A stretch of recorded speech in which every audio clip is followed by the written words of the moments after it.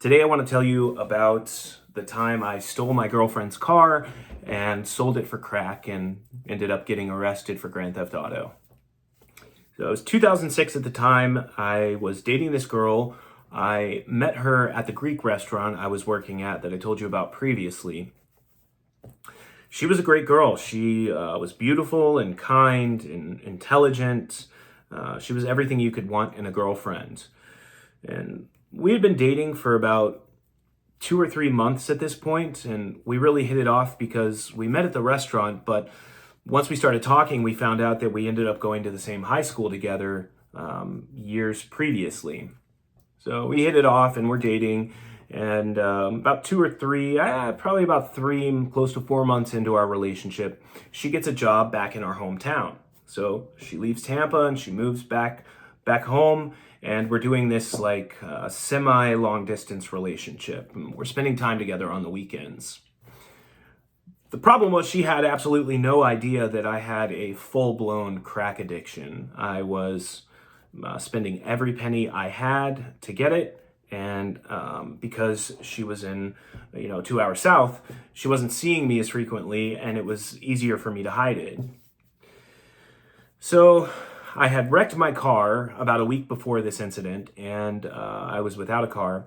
So she said, I'll come up, I'll pick you up, and we'll go back down to Fort Myers, and we'll spend the weekend down there. So she did. She came up, she picked me up, and on the way back home, her boss calls her and asks her to come into the office for a couple of hours, for whatever. And she says, why don't you go get some movies and get some pizza? Here's my debit card. You can use my car, and you can pick me up after I'm done. And immediately, as soon as she said that, in my head, I was like, that sounds like a fucking awesome plan. That sounds like a great idea. But the addiction was like, you just got a debit card, you just got wheels, and you're going to be alone. That's like the trifecta of terribleness when you are an addict.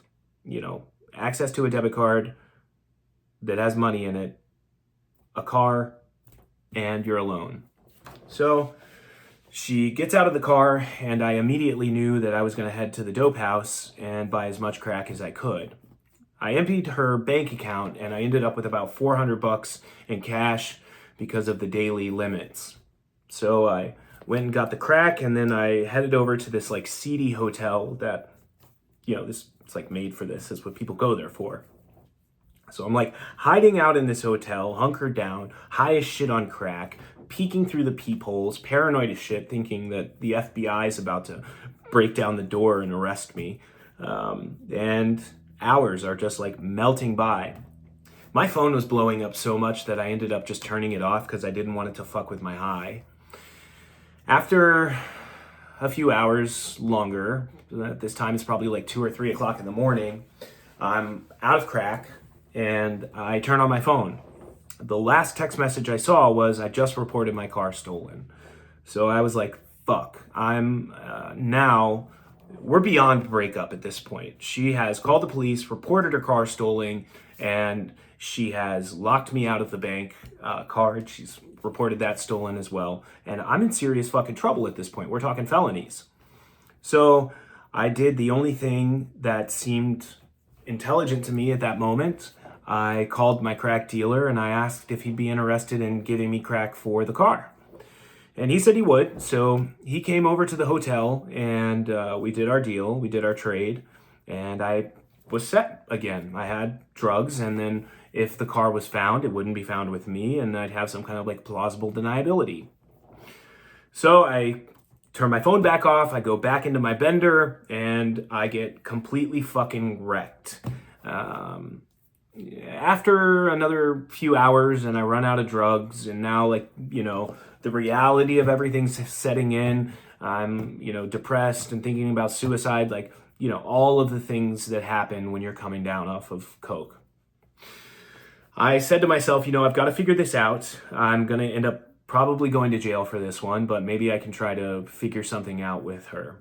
So I call my dad and I tell him everything that had happened, and I explained I've got to get this fucking car back.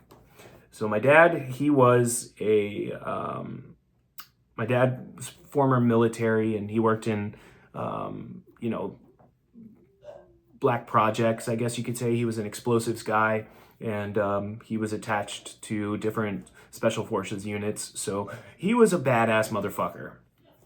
He ended up calling the drug dealer and having a conversation with him that it would be in his best interest to just give the car up and go about his business. And he was very convincing on the phone. So the guy ended up leaving the car in a parking lot, in a Walmart parking lot, and we went and picked it up. When I got the car, he had been in an obvious wreck. He had taken, blunts and just split the blunts and spilled the guts all in the inside of the car. The car was it was wrecked. It was completely demolished. So I tried to clean it up the best I could, but he had also damaged the trunk so the trunk wouldn't close, and he had hit a couple curbs. The car was fucked. So I knew that even though I got the car back, there was probably no way I was going to be able to smooth this over. She was definitely going to press charges. So the moment of truth came. I finally called her, and, I'm trying to say I'm sorry, and it's just her just screaming at me, "You motherfucker, I can't believe you did this. I knew you were on drugs, and so many people tried to tell me, and blah, blah, blah, blah, blah." And I'm just already feeling worse and worse and worse and worse. So I was like, "What do you want me to do?" And she said, "The police are looking for you. So what you can do is go ahead and bring the car directly to the police station, and we'll handle it from there." So I didn't really have any other choices. I drove the car to the police station, and they formally arrested me for grand theft auto and grand theft over a certain amount for the money. And I think petty theft for the items in the car. So it was a total of 3 charges, very serious charges. And then I think the most embarrassing part of all of it was she had to come to the police station and pick up her car, and she was there with her parents. And at the time, the jail was small, so our holding cell was close enough to the waiting room that you could see in and see the people behind the bars. So she came in, and I never seen someone so fucking mad and also destroyed at the same time, but relieved too. And I think the relief came from knowing that it was over with me. She didn't have to deal with my bullshit anymore, because this is just the final story of us dating for a short period of time. But I have other stories with her, and she hung on. She hung on for way longer than she probably should have. So I was charged with, those felonies. I thankfully did not end up spending any time in jail over them. And at the very last moment, she ended up not pressing charges. So I was very, very lucky that I didn't get convicted of that, because I think my life would have went in a much different direction had I been convicted.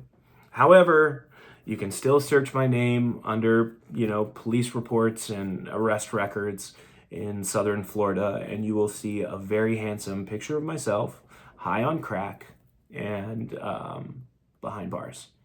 Yeah, so that is the story of selling my girlfriend's car for crack and getting arrested for grand theft auto. I'd love to hear your thoughts below. I would love to start a dialogue and hear your guys' stories. So please feel free to share them. And if you have any recommendations, questions, I'd love to hear them. I'm hoping that I can build a community of people like me who are coming to grips with the fucked up shit they've done throughout their life and trying to find ways to make amends any way they can. All right, have a great day, and I'll see you in the next one.